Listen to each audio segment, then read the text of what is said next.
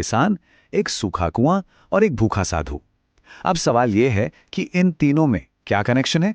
चलिए पता लगाते हैं कि ये कहानी हमें मुश्किलों, दया और कर्म के बारे में क्या सिखाती है। तो चलिए कहानी को शुरू करते हैं और मिलते हैं हमारे मेन कैरेक्टर से, एक ऐसे इंसान से जिसका जीवन संघर्षों से भरा था।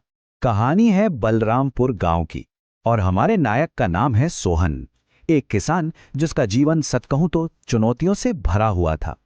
अब सोहन अकेला नहीं था, उसका एक पूरा परिवार था। पत्नी रूपवती, बेटी मुन्नी और एक बूढ़ी माँ। कमाता तो था बेचारा, पर बस किसी तरह गुजारा ही हो पाता था। हर दिन एक नई जंग थी, पर हाँ, वो सब एक साथ थे। पर उनके जीवन की सबसे बड़ी मुश्किल कुछ और ही थी। उनकी अपनी जमीन पर एक कुआं तो था, पर वो बिल्कुल सूखा पड़ा था। अब पानी के लिए वो पूरी तरह से अपने पड़ोसी पर निर्भर थे और यही निर्भरता जल्द ही एक बहुत बड़ी मुसीबत बनने वाली थी।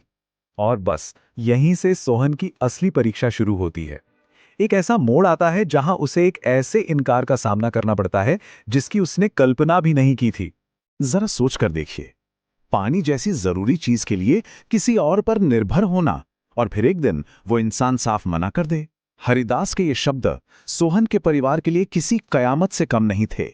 तो एक तरफ था सोहन जो गिड़गिड़ा रहा था, अपने खेतों की दुहाई दे रहा था, और दूसरी तरफ था हरिदास जिसका जवाब था, ये तुम्हारी समस्या है, मेरी नहीं। दो बिल्कुल अलग दुनियाओं का टकराव था ये। तो जब सारी मिन्नतें बेकार हो गईं, तो सोहन और उसके परिवार का भविष्य सचमुच दांव पर लग गया।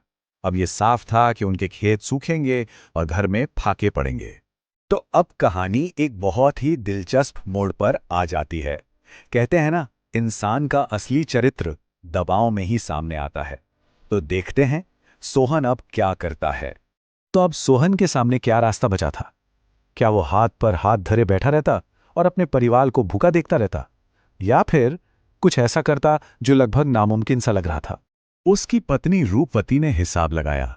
एक नया कुआं खुदवाने का खर्चा आएगा 10,000 रुपए।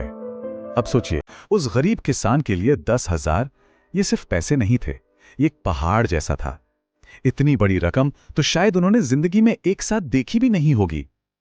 और ठीक इसी पल, जब सारी उम्मीदें खत्म हो रही थीं, सोहन ने एक फैसला किया। उसने हार मानने की जगह हालात को अपने हाथ में लेने की ठानी। उसने तय किया कि वो कुआं खुद खोदेगा, ये जानते हुए भी कि ये काम कितना मुश्किल है। और ठीक उसी वक्त जब सोहन इतना बड़ा काम करने जा रहा था, उसके दरवाजे पर एक और परीक्षा आ खड़ी हुई।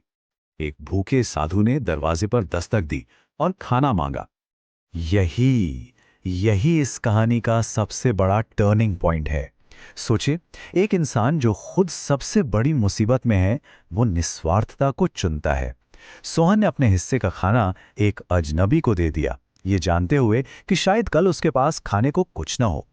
तो सवाल ये उठता है कि सोहन के इस नेक काम का, इस दया का कोई फल मिला? चलिए देखते हैं कहानी में आगे क्या होता है। तो सोहन कुएं में उतरा और खोदना शुरू कर दिया। वो बस मेहनत करता रहा और फिर एक चमत्कार हुआ। उसका औजार एक बड़े से पत्थर से टकराया और जैसे ही पत्थर हटा, उसके पीछे से ताजे पानी की एक धार फूट पड़ी। ये उसकी मेहनत और उसकी अच्छाई का नतीजा था। और सोहन तुरंत समझ गया, ये सिर्फ किस्मत का खेल नहीं है। उसे यकीन हो गया कि ये उसके अच्छे कर्मों का ही फल है। वो जो उसने साधु को खाना खिलाया था, कुदरत ने उसे उसका इनाम लौटा दिया था। तो इस सीधी साधी सी कहानी का असली मतलब क्या है? इसकी गहराई क्या है? ये पूरी कहानी एक सिद्धांत पर टिकी है। कर्म मतलब ये मानना कि हमारे हर काम का एक नतीजा होता है। जो हम दुनिया को देते हैं, वही घूम फिर कर हमारे पास वापस आता है। ये सिर्फ कोई फिलोसॉफिकल बात नहीं है, ये जिंदगी जीने का एक तरीका है। तो कहानी का निचोड़ क्या है? बहुत सिंपल पर बहुत पावरफुल। जो अच्छा करता है, उसके साथ हमेशा अच्छा ही होता है। कर्म और फल के बीच का ये कनेक्शन सीधा और सच्चा है। ये कहानी आखिर में एक सवाल छोड़ जाती है। जब हम पर सबसे बड़ी मुसीबत आती है, तो हम क्या चुनते हैं? स्वार्थ या सोहन की तरह निस्वार्थता? शायद हमारी जिंदगी की सबसे बड़ी परीक्षाएं ही